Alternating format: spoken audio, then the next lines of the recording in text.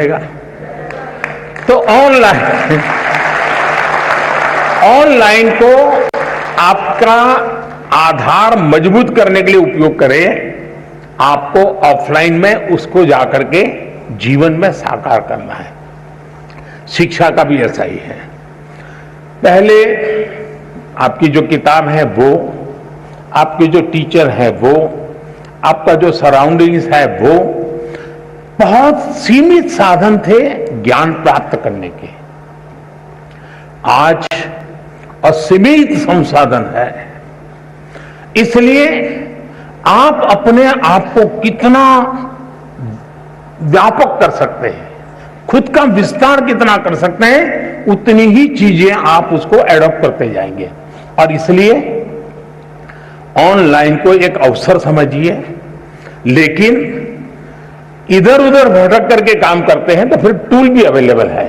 आपने देखा होगा आपके हर गैजेट में टूल है जो आपको इंस्ट्रक्शन देते हैं, वार्निंग देते हैं, ये करो, ये मत करो, अब रुक जाओ, थोड़ी देर आराम करो, अब 15 मिनट के बाद फिर आना है तो वो 15 मिनट के बाद आएंगे। आप इस टूल का उपयोग करके अपने आप को डिसिप्लिन में ला सकते हो। और मैंने देखा है कि बहुत सारे बच्चे होते हैं जो ऑनलाइन इन टूल्स का मैक्सिमम उपयोग करते हैं, अपने आप को रिस्ट्रिक्ट करते हैं। दूसरा, जीवन में खुद से भी जुड़ना ये भी उतना ही महत्व है जितना आईपैड के अंदर घुसने में आनंद आता है, मोबाइल फोन के अंदर घुसने में आनंद होता है, उससे हजारों गुना आनंद अपने भीतर घुसने का भी होता है।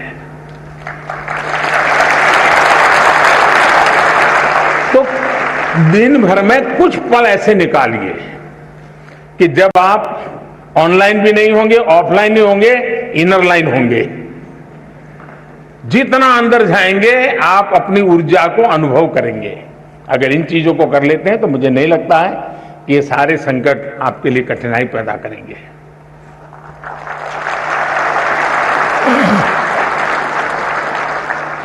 माननीय प्रधानमंत्री जी, आपने हमें मूल मंत्र दिया कि जब हम एकाग्र मन होकर अपनी पढ़ाई करें तो सफलता हमें अवश्य मिलेगी। धन्यवाद महोदय।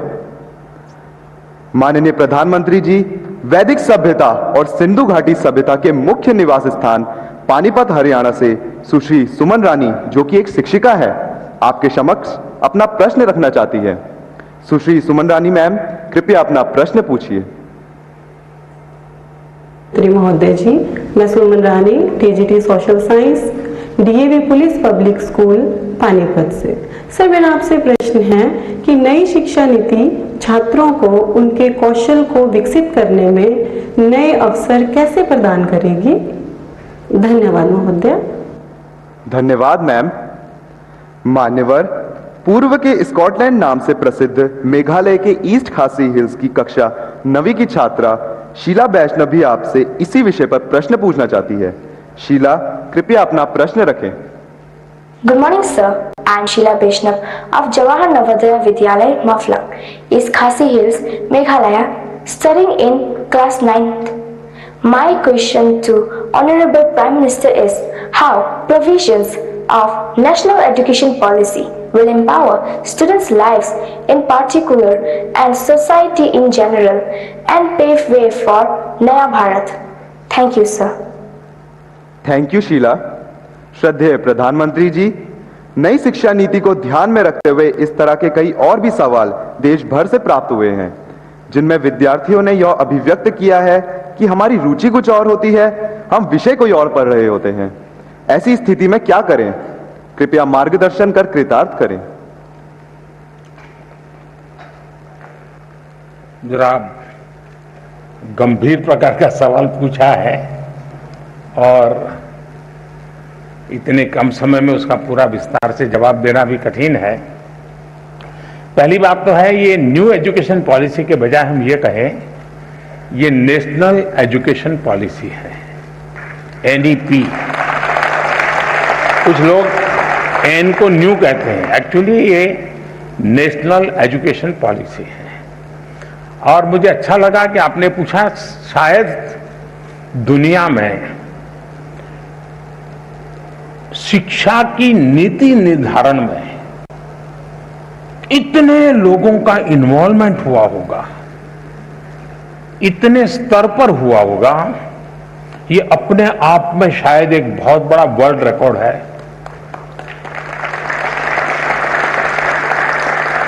2014 से जब मुझसे इस कार्य के लिए आप सबने पसंद किया, तो शुरुआत से इस काम पर हम लगे थे। करीब 6-7 साल तक बहुत ब्रेनस्टॉर्मिंग हुआ, हर स्तर पर हुआ। गांव के शिक्षकों के बीच हुआ, गांव के स्टूडेंट्स के बीच हुआ, शहर के शिक्षकों के बीच हुआ, शहर के स्टूडेंट्स के बीच हुआ। बॉयज स्टूडेंट्स ने कहा, गर्ल्स स्टूडेंट्स ने कहा, दूर सुदूर पहाड़ों में, जंगलों में, यानी एक प्रकार से हिंदुस्तान के हर कोने में सालों तक इस विषय पर ब्रेनस्टॉर्मिंग हुआ। उस सब के जिस तैयार किए गए और देश के बहुत ही अच्छे विद्वान, और वो भी आज के युग को ध्यान में रखते हुए जो लोग साइंस और टेक्नोलॉजी से जुड़े हुए थे, ऐसे लोगों के नेतृत्व में इसकी विशद चर्चाएं हुई। उसमें से एक ड्राफ्ट तैयार हुआ। उस ड्राफ्ट को फिर लोगों के बीच में भेजा गया और 15-20 लाख इनपुट्स आए। यानी इतना बड़ा एक्सरसाइज, इतनी व्यापक एक्सरसाइज, उसके बाद एजुकेशन पॉलिसी आई है। और ये एजुकेशन पॉलिसी को मैंने देखा है कि पॉलिटिकल पार्टी, सरकार कुछ भी करें तो कहीं न कहीं से तो विरोध का स्वर, कुछ न कुछ तो हर कोई मौका ढूंढता रहता है। लेकिन अब मेरे लिए खुशी की बात है कि नेशनल एजुकेशन पॉलिसी का हिंदुस्तान के हर तबके में पुरजोश स्वागत हुआ है। और इसलिए इस काम को करने वाले सब अभिनंदन के अधिकारी, ये लाखों लोग हैं जिन्होंने इसको बनाया है। ये सरकार ने नहीं बनाया है, देश के नागरिकों ने बनाया है, देश के विद्यार्थियों ने बनाया है, देश के टीचर्स ने बनाया है और देश के भविष्य के लिए बनाया है।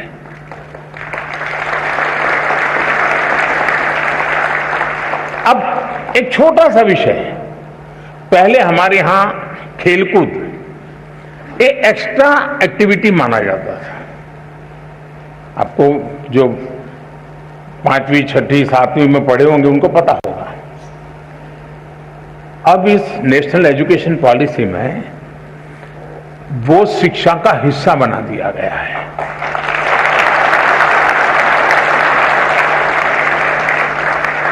यानी खेलकूद, खेलना खिलने के लिए बहुत अनिवार्य होता है। बिना खेले कोई खिल नहीं सकता। अगर आप खिलना चाहते हैं, खुलना चाहते हैं, तो खेल जीवन में बहुत जरूरी है।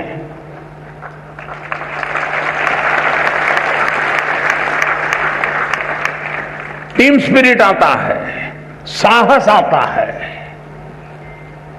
अपने प्रतिस्पर्धी को समझने की ताकत आती है। ये सारी किताबों में से जो सीखते हैं, खेल के मैदान में आसानी से सीख सकते हैं। लेकिन वो पहले हमारी शिक्षा व्यवस्था से बाहर था, एक्स्ट्रा एक्टिविटी था, उसको प्रतिष्ठा दी। अब आप देखते हैं कि परिवर्तन आने वाला है और इन दिनों खेलकूद में जो रुचि बढ़ रही है तो उसको एक प्रतिष्ठा मिली है। फर्क, मैं एक ऐसी चीज बता रहा हूं कि जो आपको ध्यान में आए। कहने के लिए तो मेरे पास बहुत सारी चीजें हैं। उसी प्रकार से क्या हम 20वीं सदी की नीतियों को लेकर के 21वीं सदी का निर्माण कर सकते हैं क्या? मैं आप लोगों से पूछता हूं। 20वीं सदी की सोच, 20वीं सदी की व्यवस्था, 20वीं सदी की नीति, इससे 21वीं सदी में आगे बढ़ सकते हैं क्या? जरा जोर से बताइए ना। नहीं बढ़ सकते ना। तो हमें 21वीं सदी के अनुकूल अपनी सारी व्यवस्थाओं को, सारी नीतियों को ढालना चाहिए कि नहीं ढालना चाहिए? अगर हम अपने आप को इवॉल्व नहीं करेंगे तो हम ठहर जाएंगे, और ठहर जाएंगे ऐसा नहीं, हम पिछड़ जाएंगे। और इसलिए भी वैसे बीच में समय जितना जाना चाहिए था उससे ज्यादा चला गया, उससे देश का नुकसान हुआ है। लेकिन अब जब हम पहुंच चुके हैं, अब जैसे आज हम देखते हैं कि कभी कभार माँ बाप की इच्छा के कारण, रिसोर्सेज के कारण, नजदीक में व्यवस्था के कारण हम अपनी इच्छा के शिक्षा के लिए आगे नहीं बढ़ पाते हैं।